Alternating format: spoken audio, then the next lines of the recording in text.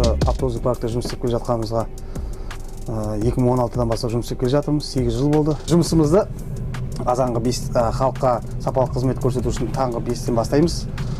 Содан ішке келіп, машинаны техникалық байқаудан қараймыз. Содан соң өзіміз медициналық тексерістен өтеміз. Қазіргі таңда жолаушыларға біршама жағдай жасалған. Жаздың күні кондиционері бар қазір. Автобустардың бәрі новый, таза, қыста жылы.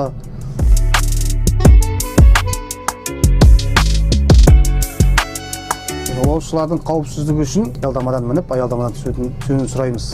Қоғамдық көліктің ішінде қазіргі таңда көп кісілер мусор тастап кетеді. Соған байланысты тазалық сақтауға шақырамыз.